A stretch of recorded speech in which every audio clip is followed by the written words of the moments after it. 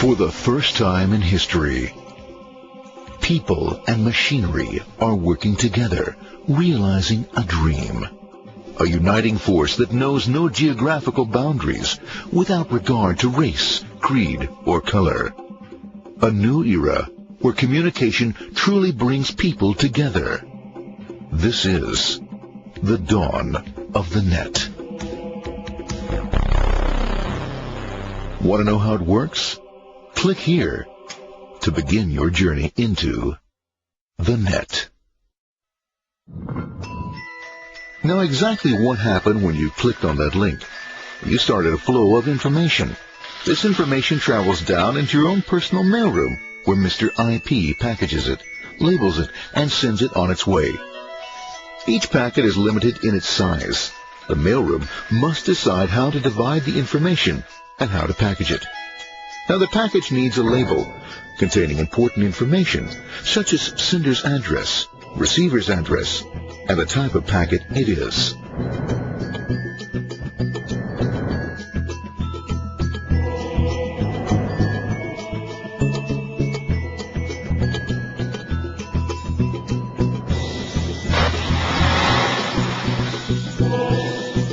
Because this particular packet is going out onto the internet, it also gets an address for the proxy server, which has a special function, as we'll see later.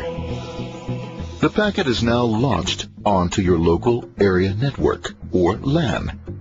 This network is used to connect all the local computers, routers, printers, etc. for information exchange within the physical walls of the building. The LAN is a pretty uncontrolled place, and unfortunately, accidents can happen.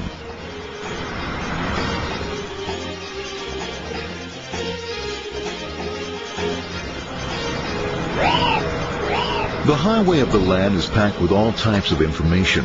These are IP packets, Novell packets, Apple Talk packets. They're going against traffic, as usual.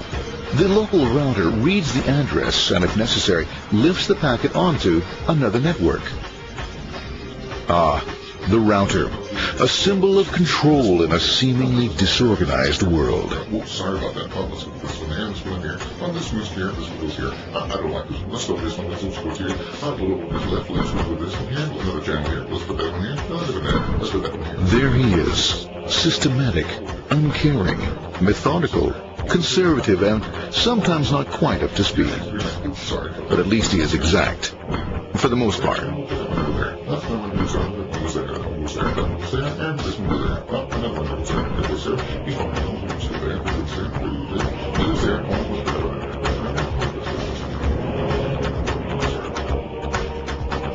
As the packets leave the router, they make their way into the corporate intranet and head for the router switch.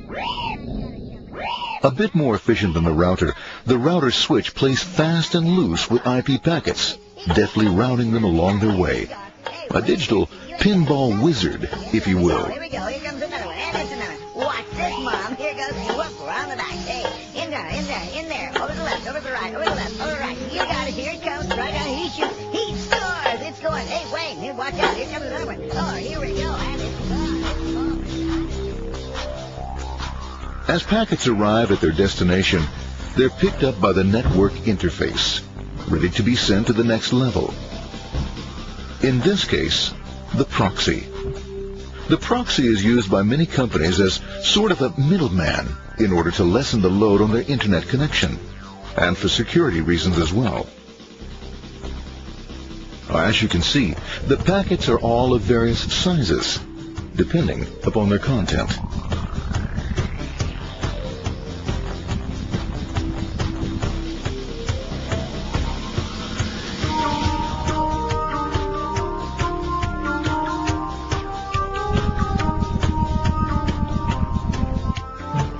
The proxy opens the packet and looks for the web address, or URL. Depending upon whether the address is acceptable, the packet is sent on to the internet.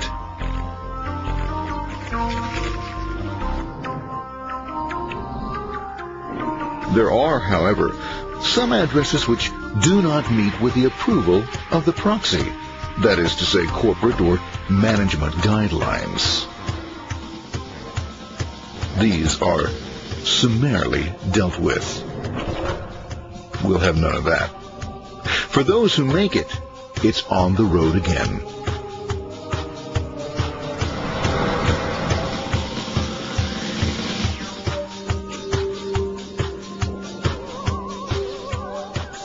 Next up, the firewall. The corporate firewall serves two purposes. It prevents some rather nasty things from the internet from coming into the intranet, and it can also prevent sensitive corporate information from being sent out onto the internet.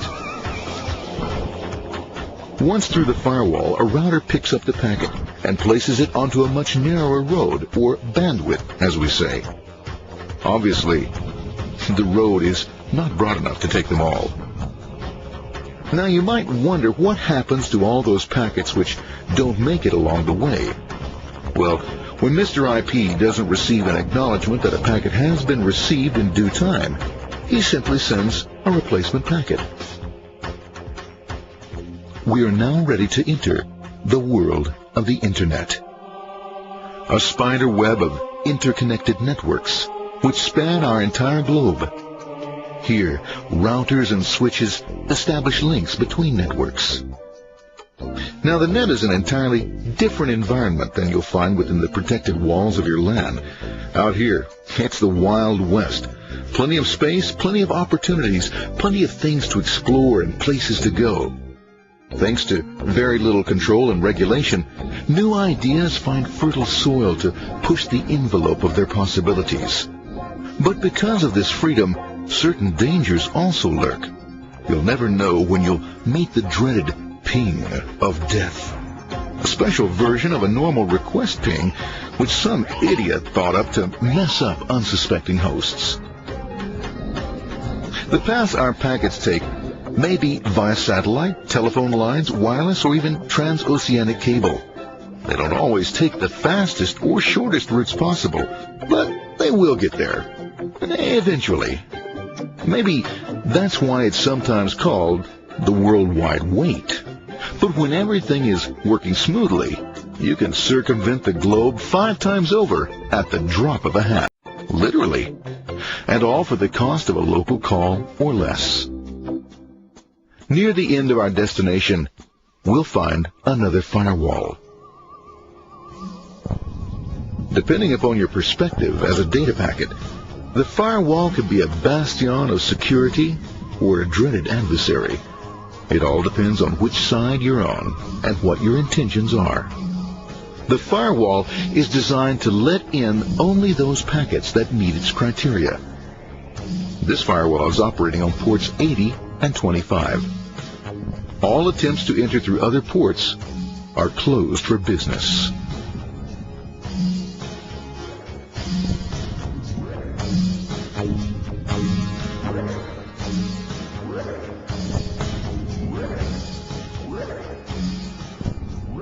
Port 25 is used for mail packets, while Port 80 is the entrance for packets from the Internet to the web server. Inside the firewall, packets are screened more thoroughly. Some packets make it easily through customs, while others look just a bit dubious. Now, the firewall officer is not easily fooled, such as when this ping of death packet tries to disguise itself as a normal ping packet. It's okay, go on, it's okay, no problem. Have a nice day. We out here. Bye.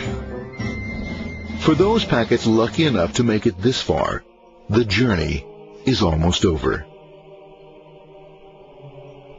It's just a line up on the interface to be taken up into the web server. Nowadays, a web server can run on many things, from a mainframe to a webcam to the computer on your desk, or why not your refrigerator? With a proper setup, you can find out if you have the makings for chicken cacciatore or if you have to go shopping.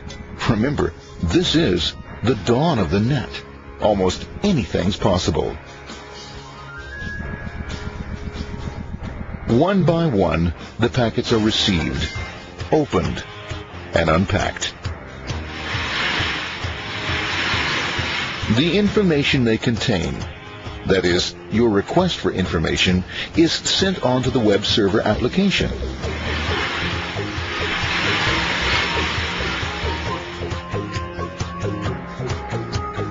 The packet itself is recycled,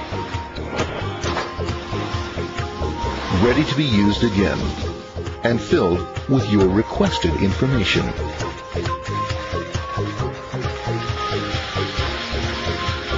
Addressed and sent out on its way back to you.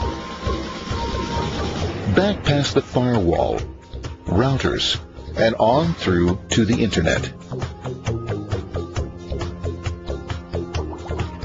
Back through your corporate firewall.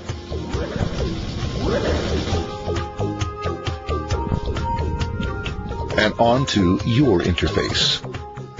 Ready to supply your web browser with the information you requested. That is, this film.